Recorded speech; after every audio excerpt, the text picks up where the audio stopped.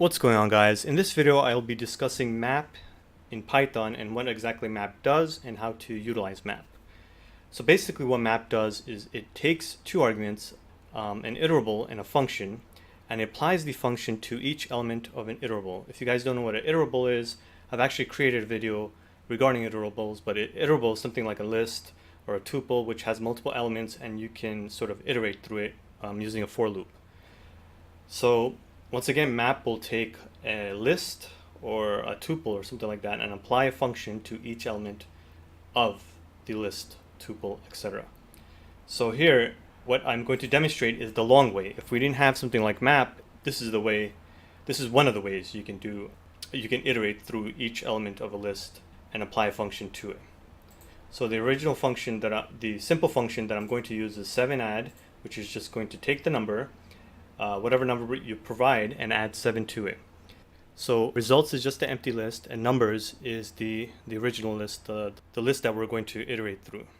And this is how you do it. So for numbers, result.append, you're going to append the application of the function 7add to number, applying the function to each element of the list, 8, 9, 10. Now with map, we can do all of this in a very concise manner. So let me show you. So we're going to have the same exact function, same exact list. Notice this time we don't have to create an empty list. And what we have is here the keyword map, 7add, which is the function. Here we go, 7add, and numbers, which is the list that we're going to iterate through. Notice that when I'm providing the 7add argument into map, I'm not providing it the same way as you would call a function.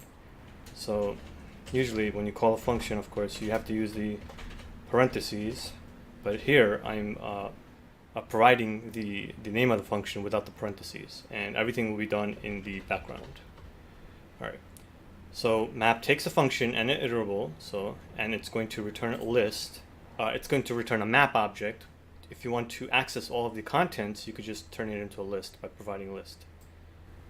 And if I run this, you'll see 8, 9, 10, I get the same answer, but everything is done pretty much just within a line, as opposed to here, you have to create results for number, results.append. So it's a little longer, I guess, but yeah, so map is a more concise way to do that. Okay, so within map, you could also use lambda functions. So above, we provided 7add, which was a function that we created, but you could also have lambda functions, throwaway functions. And if you guys don't know what lambda functions are, I've just recently created a video on lambda functions, so check that out. But basically the same thing.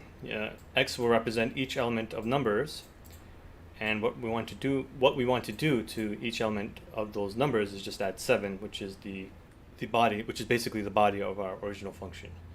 So if I run this, let's see, we get 8, 9, 10. Same thing.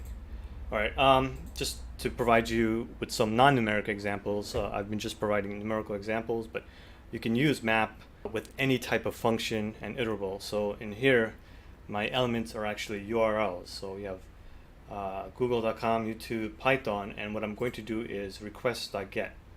So this is another function, request.get. I'm going to apply it to each element of URLs, and I should get back the status code. So let me run these cells.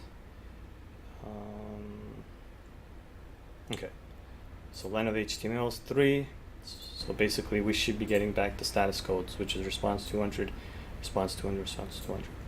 So that was just an example of using map with something that's non-numerical. Alright, oh sorry, I misspelled this. You can iterate. You could also iterate through dictionaries, because dictionary keys as well as dictionary values are essentially a list. So if I have a dictionary A mapping to 1 and B mapping to 2, let's just create that. Type dic is a dic. Now we're going to use lambda, but this time we're going to pass in the dictionary values. So run that. Once again, I get 8, 9, which is just 7 plus 1, which is 8. 7 plus 2 is 9. And here's another simple example with tuple numbers. We're not going to use a list, we're going to use tuple, or tuple, however you want to pronounce it, and we get 8, 9, 10, which is essentially applying this function to each element of the tuple.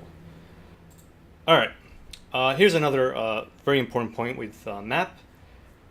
Above, we're essentially using map with one argument here.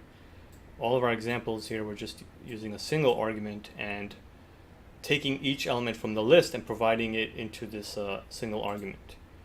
So now what if we have multiple arguments, as in this case, num and num2? So how would we take care of that using map? So what we need actually is multiple lists. So the multiple lists will be providing the multiple arguments. So the first list will be providing the first argument, and the second list will be providing the second argument, and they're sort of zipped together. So I've created multiple lists. It's just a copy of the original list. So I have number and numbers 2. If we run numbers and numbers 2, you see 1, 2, 3, 1, 2, 3, just a copy of the list. And now I have list, map, lambda xy. So this is a key point. Lambda xy is the two elements. We're going to be adding those elements. And here, instead of just passing the first list, I passed the second list as well. So in this case, x will be represented by numbers and y will be represented by numbers 2. Okay, so if we add these together, it should be 2, 4, 6, if I'm not mistaken. And that's what we get, 2, 4, 6. All right. So this was a quick overview of using map. If you guys have any questions or if there's anything I left out, please let me know. Yeah, I am always loving feedback, so just let me know what you guys thought of the video, and if there's something that you guys want to see, let me know that as well. All right, so this is it, and I will see you guys next time.